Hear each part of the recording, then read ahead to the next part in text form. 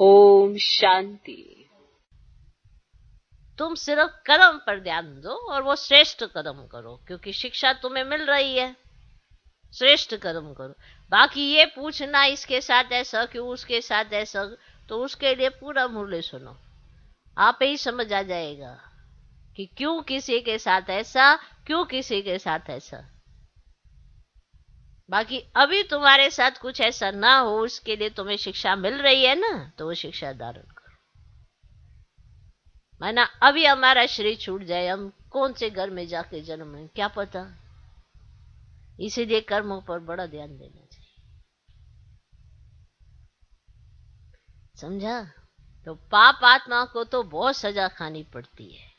ऐसा कोई नहीं होगा जिसको सजा ना खानी पड़ती हो। माया गिराती रहती है, थप्पड़ मारती रहती है, अंदर गंदे ख्यालात चलते हैं।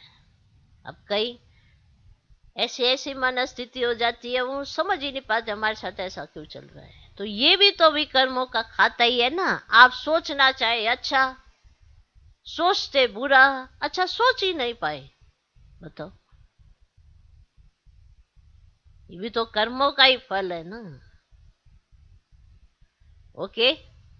तो अंदर गंदे ख्यालात चलते, यहां से कुछ पैसा उठावे, यहां से ये उठा ले जावे, यहां से ये उठा ले जावे, ऐसे ऐसे ख्यालात भी आते हैं, बताओ। है? कहीं यज्ञ में देखते हैं ना, अरे बड़ी ऐसे माना शोभनिक चीज है ये।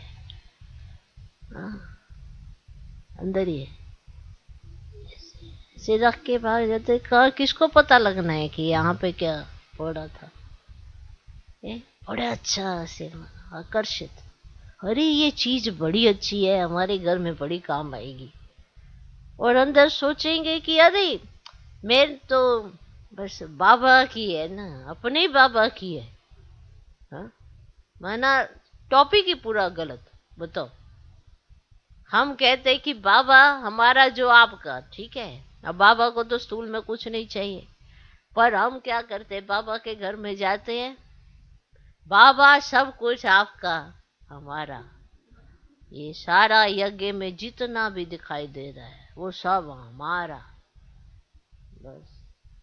और नहीं तो मिलेगा तो वहां पे आलू टमाटर इतने, नींबू माना, हाँ, उठाने लग आदत पड़ जाती है। ये भी बुरी आदत है ना, जितनी रिक्वायरमेंट है उतना लो, ठीक है। ये तो अरे वहां तो बड़े नींबू में इतने महंगे मिलते हैं, चलो एक मास का तो ले जाएं। टमाटर ही इतने माना हाई रेट हुए पड़े हैं, यहाँ बाबा ने खुला भंडारा रखा है, चलो। किसने पूछना कि माता जी कहाँ लेके जा रहे, कुछ नहीं पूछते। ये तो हर एक का अपना अपना कर्म है ना, कि वो किस वृत्ति से होता। बाबा अपना, बाबा के घर का टमाटर भी अपना, सारी चीजें भी अपनी। किचन में देखेंगे कोई ऐसे, अरे ये तो नींबू दानी बड़ी अच्छी है, ऐसे करो तो ऐसे फट से नींबू का रस निकलता है, अंदर खाते हैं। फिर किसी को ऐसे भाईचारे में बना लेंगे, अरे ये अच्छी है ना, हाँ अच्छी है, वो भी ले जाएगा, तू भी ले जा, चल दोनों ले जा रहे। अंदर विचार ही नहीं आएगा कि हम तो ये चोरी कर रहे हैं। हमको बाबा के घर में सफल करना है, या वहां जो सफल है उसको उठा उठा के भाग जाएंगे, बताओ। कना दाना लगाना है या नहीं, अरे हमारे घर में तो है नहीं, तो आप ही उठा उठा के लिए जाओ।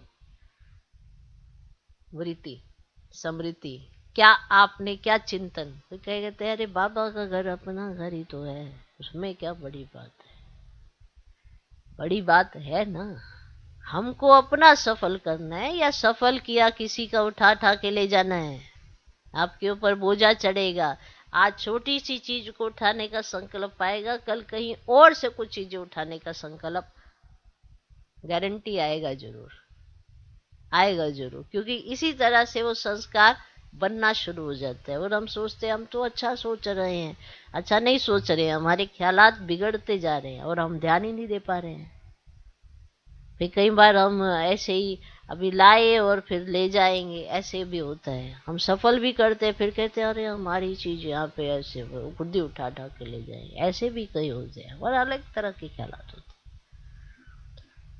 ओके, कहीं से कुछ खराब हो जाएगा, कहेंगे ले आएंगे ना और ले आएंगे। भैया जिसने सफल किया उसका भी तो खराब हो गया। थोड़ा अंदर विचार जरूर आना चाहिए। अगर विचार आ गया फिर आपने सफल किया तो चलो ठीक है, लेकिन आपने खराब कर दिया और सोचा कोई बात नहीं और ले आएंगे, क्या बड़ी बात है हमारे लिए। हाँ? पहले भी किसी ने 100 रुपये लगाया होगा, तुमने खराब कर दिया बिना किसी मन उसके विचार के कि किसी का तो सफल हुआ होगा। तो बहुत ध्यान रखना पड़ता है। तो अगर अंदर ऐसे ख्यालात कि ये पैसा उठावें, पता नहीं ठहर सके व नहीं ठहर सके, कुछ इकट्ठा करके रखें, वरना अंदर ऐसे विचार आते हैं उनके। इसलिए कई बार यज्ञ में कई ऐसे ब्राह्मण आते हैं, कई बार वो बताया जाता है कि यहाँ पे सब अपना धन और या जो भी है इसकी सेफ्टी रखे। कोई सोचे कि ये तो सारे ब्राह्मण एक समान है, सबके सब ऐसे मन अच्छे हैं, इसीलिए कहा जाता है थोड़ा माया से खबरदार रहो, अपनी संभाल भी करो, दूसरों को भी संभालो। ऐसा कोई अगर आपको दे कि हाँ भाई अरे नहीं हमारी टीचर बहन ने तो ऐसा धारणा के लिए कुछ कहा नहीं, तो उनकी बुद्धि के कपाट खोलो, मुरली पड़े। समझा? ऐसी उल्टी उल्टी बातें सुनाने वालों से थोड़ा सचेत रहना चाहिए। तो ऐसे बहुत सारे मिल जाते हैं, तो उनके अंदर ऐसे गंदे ख्यालात आते हैं। यहाँ से कुछ पैसा उठावे, पता नहीं ठहर सके व नहीं ठहर सके, कुछ इकट्ठा करके रखे। हमारा चिंतन था कि जो भी समर्पित होते हैं उनका अपना बैंक बैलेंस नहीं होता होगा, क्योंकि बाबा के घर में खाना, बाबा के घर से पाना, तो उन्हें पैसे की क्या जरूरत है। मुझे तो नहीं लगता, मुझे पैसे की अभी कोई जरूरत नहीं है। मुझे कहीं जाना है तो सबने जाना तो मैंने भी चल देना है, सबने सबके लिए खाना बना तो मैंने भी खा लेना है। मुझे पैसे की क्या जरूरत है बताओ, मुझे नहीं जरूरत है ना, तो मैं क्यों रखूं पैसा हाथ में। हाँ, यज्ञ को जरूरत है, यज्ञ की संभाल के लिए, ऐसे जो भी ये सारी चीजें करने के लिए वो संभालना एक अलग है, लेकिन अपने पर्सनल के लिए क्या जरूरत है। और कई तो अंदर ही अंदर बिजनेस करते रहते हैं। भाई किस लिए बिजनेस कर रहे हो? खाने पीने रहने करने सबके लिए तो तुमको बाबा दे रहा है, फिर ऐसे अंदर बैठे बिजनेस करते रहते हैं किस लिए। तो वो जो अंदर है बिजनेस ही करना है, तो यज्ञ को छोड़ो, घर में जाके बैठो, वहां बिजनेस करो, पता चले 2-20 रुपए कैसे कमाए जाते हैं। अब यज्ञ में तो बहुत सारी आत्माएं आती है, तो सबको ऐसे प्रभावित तो करते रहते और बिजनेस करते रहते। किस लिए? पैसा इकट्ठा करे, क्या करना उस पैसे का, क्या लेना है तुमने पैसे से, उससे प्रभाव डालना है किसी के ऊपर।